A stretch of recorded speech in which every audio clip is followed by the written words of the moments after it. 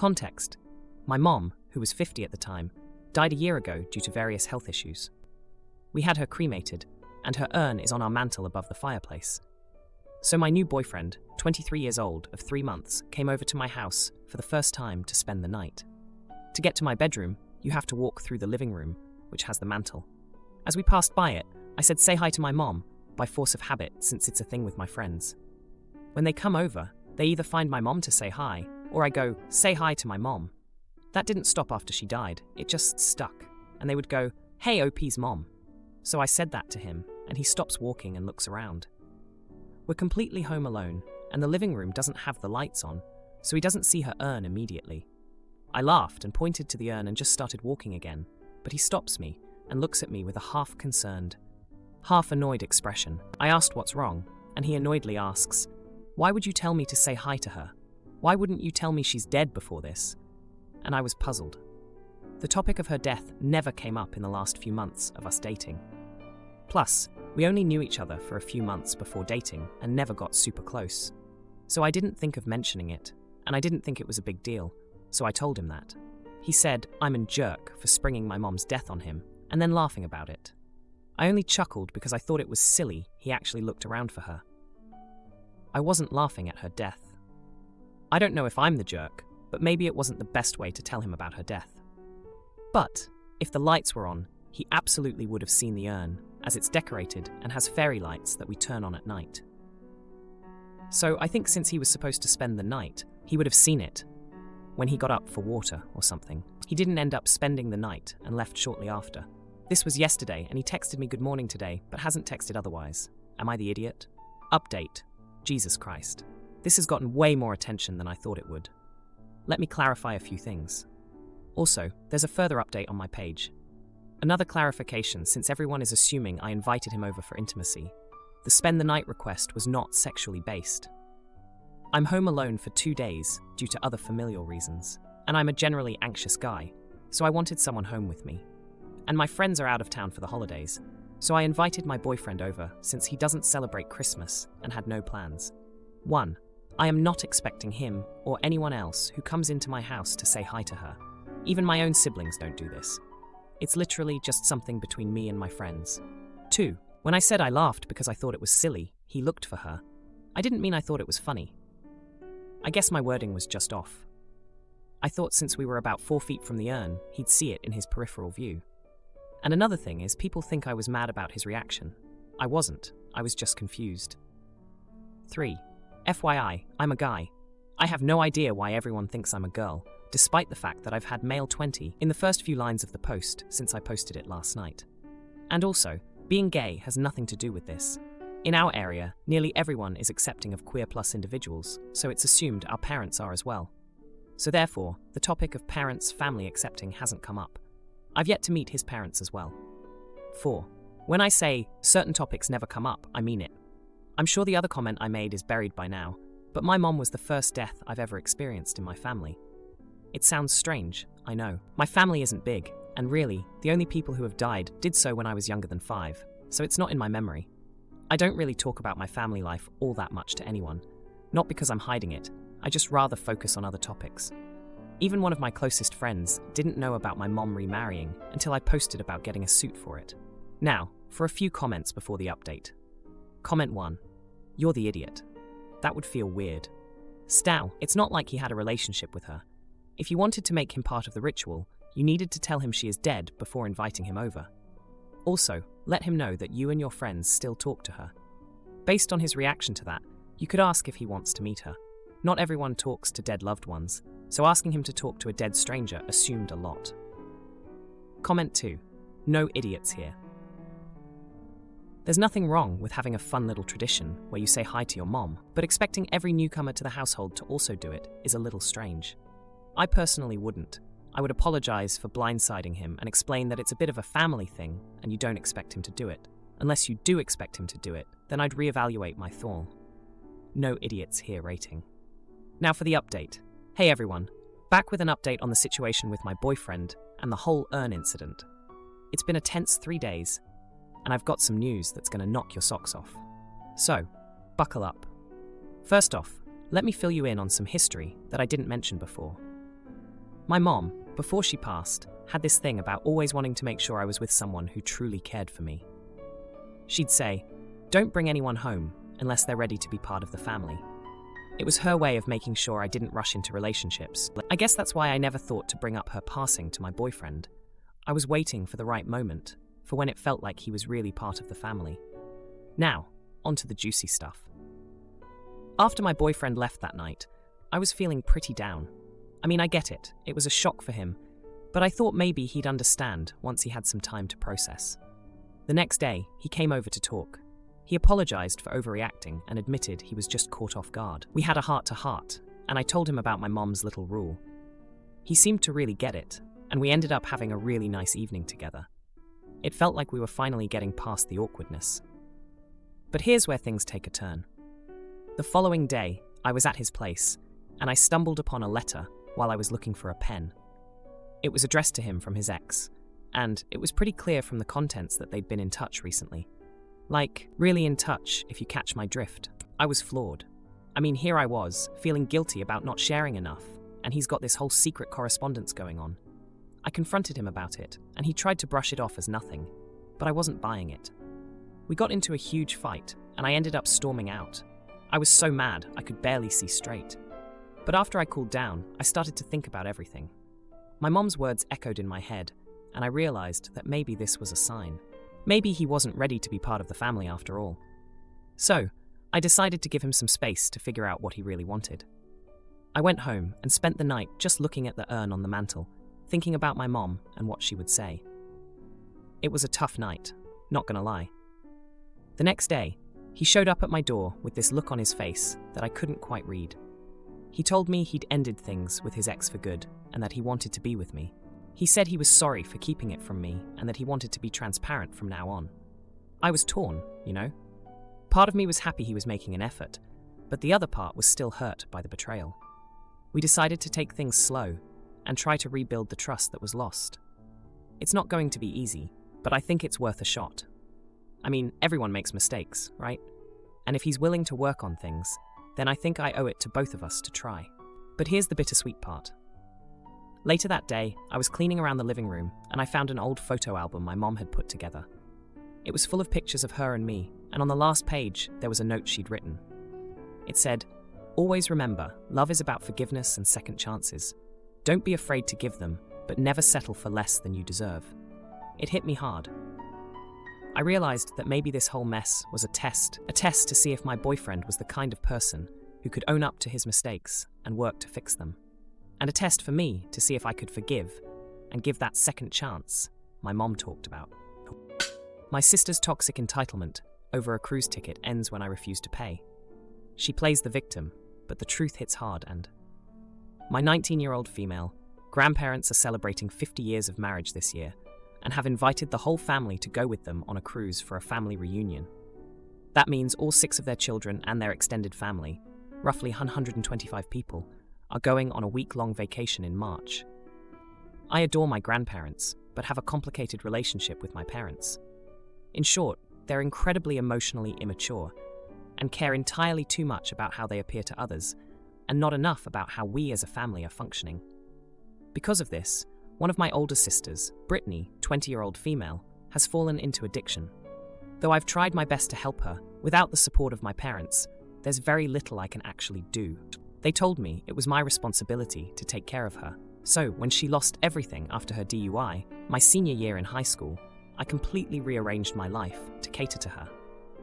I stayed home my first year of college and took her to and from all of her appointments, took her to work and school, etc. I sacrificed my life so that it looked like our family was functioning, even though we weren't. Unfortunately, with addiction, there's always the chance of relapse, and my sister relapsed hard. She overdosed, and I found her and had to rush her to the hospital. Still, my parents refused reasonable help. So, I stopped doing everything and decided to go to the school of my dreams and live my own life. After a week of having to actually parent, I got the apology call and the request to support her again. I denied them and have 100% been independent since. Which brings us back to the cruise. Last week, my parents called to inform me that I'm expected to go on this cruise and pay for everything myself. Which is fine. I'm an adult. However, I was not expecting to pay for Brittany.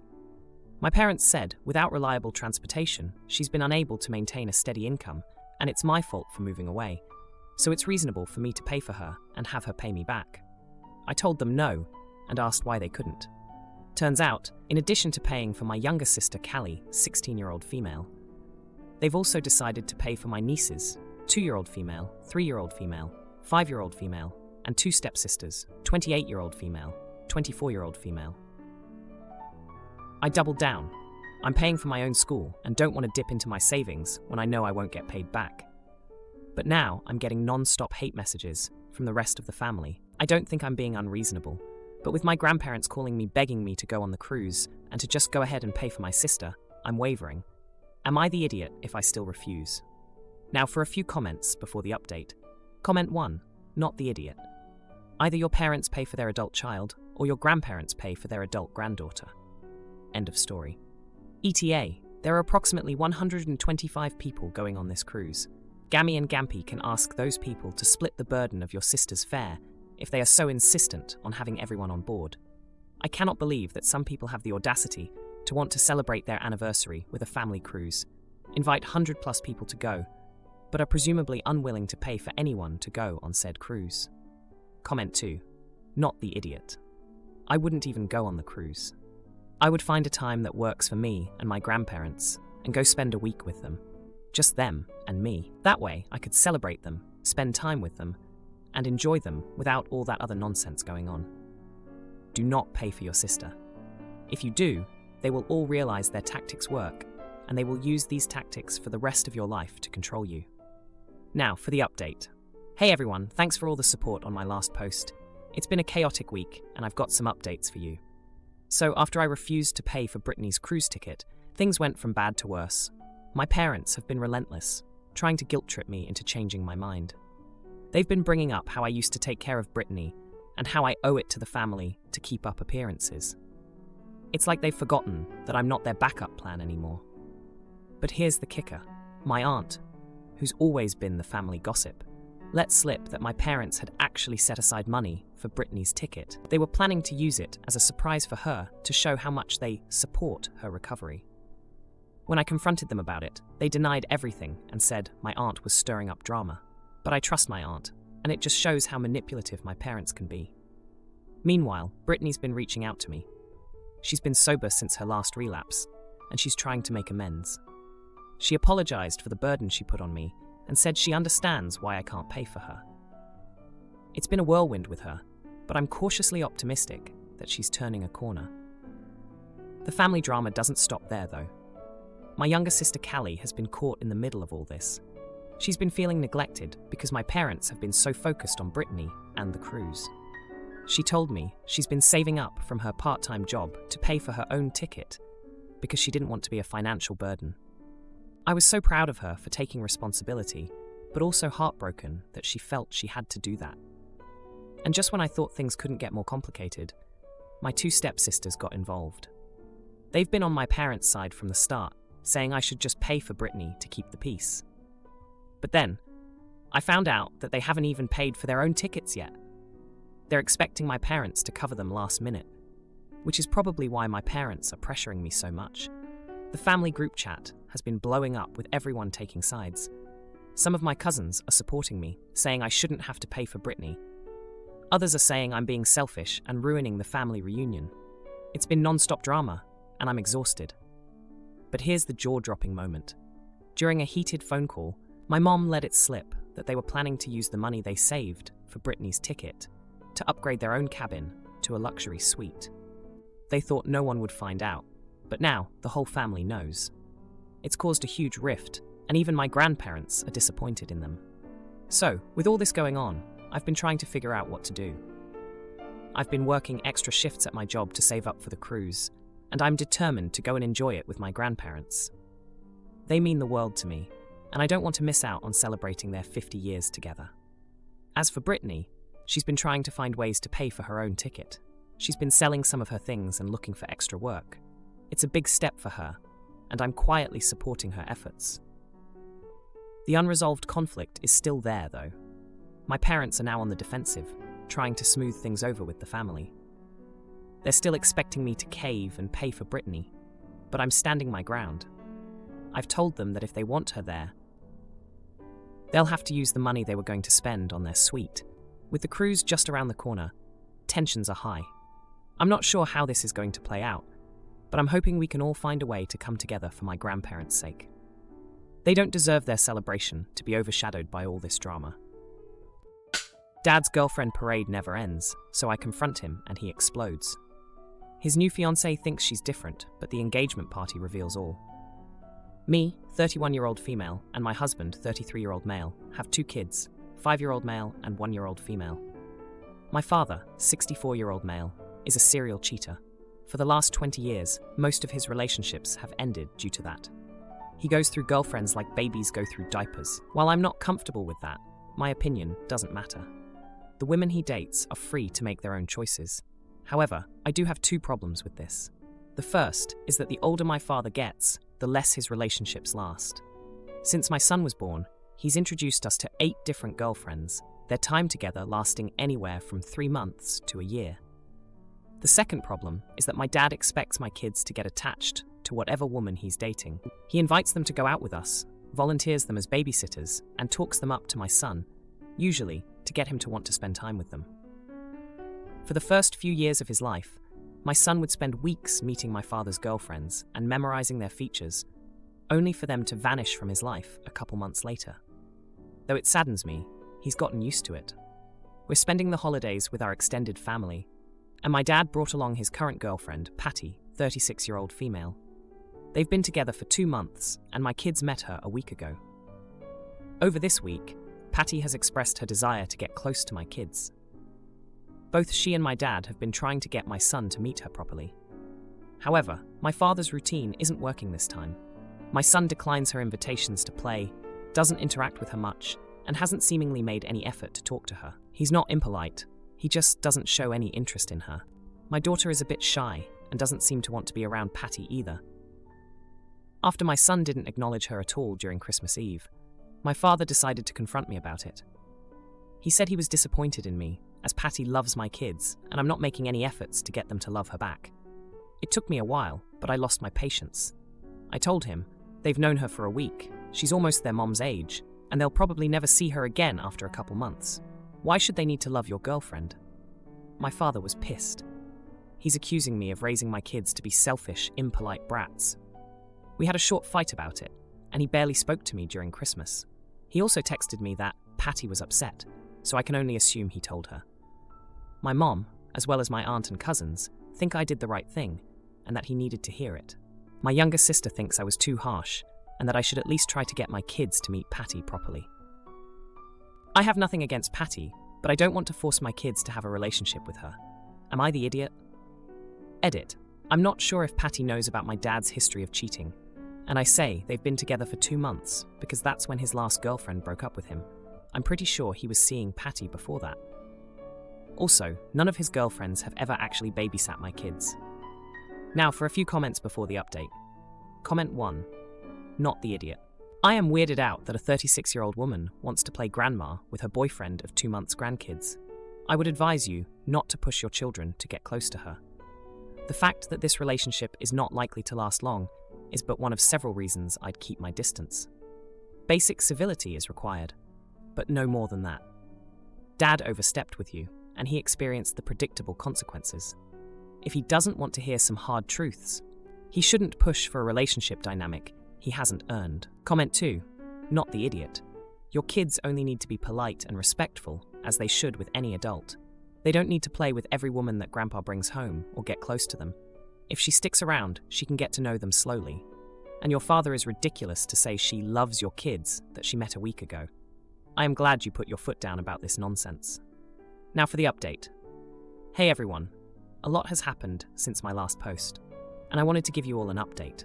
So, after the Christmas blowout with my dad, things cooled down a bit, or so I thought. But boy, was I in for a surprise. First off, let me give you a bit of history about my dad's dating life. It's been a revolving door of women, and it's not just the cheating that's the problem. He's got this charm that makes you believe he's changed every time he introduces a new girlfriend. But history has shown us that's never the case. Now, Back to the present. After the holidays, my dad and Patty stuck around for a bit longer than expected. Patty was trying really hard to bond with my kids, bringing gifts and trying to play with them. My son, who's seen this pattern too many times, wasn't having any of it. My daughter, still being a baby, was indifferent as usual. Then, out of nowhere, my dad announced that he and Patty were getting married. Everyone was shocked, especially since they'd only been official for 2 months. My mom, who's been through the ringer with my dad's antics, just rolled her eyes. My sister, who always tries to see the best in him, was cautiously optimistic. But here's the jaw-dropping part. Patty was pregnant. That's right, my dad was going to be a father again at 64. This news sent ripples through the family. My kids were going to have an aunt or uncle who was younger than them. It was a lot to process. My dad, in his typical fashion, expected everyone to be over the moon. He wanted to throw a big engagement party and have my kids be part of the celebration. I was torn. On one hand, I didn't want to support this circus. On the other, I didn't want to be the one who caused a family rift. So, we went to the party. It was as awkward as you'd imagine. Patty was glowing, talking about baby names and nursery themes.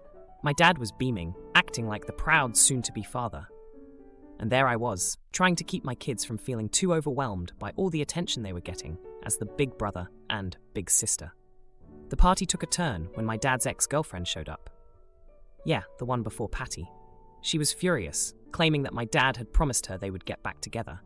The confrontation was intense. Voices were raised, and secrets were spilled. It turns out my dad had been seeing Patty while still with his ex. The whole room was in shock. My son, bless his heart, chose that moment to ask loudly why Grandpa was always making new girlfriends. The room went silent.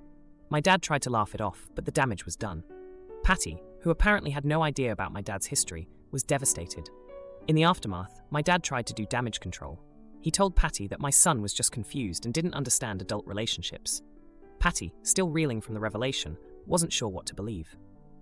A few days later, my dad sat me down for a talk. He accused me of turning my son against him and Patty. I tried to explain that my son was just being a kid and saying what he observed. But my dad wasn't having it. He said I was responsible for Patty's hurt feelings and that I needed to fix it. I was at a loss. I didn't want to lie to my son or force him to accept a situation that even I wasn't comfortable with.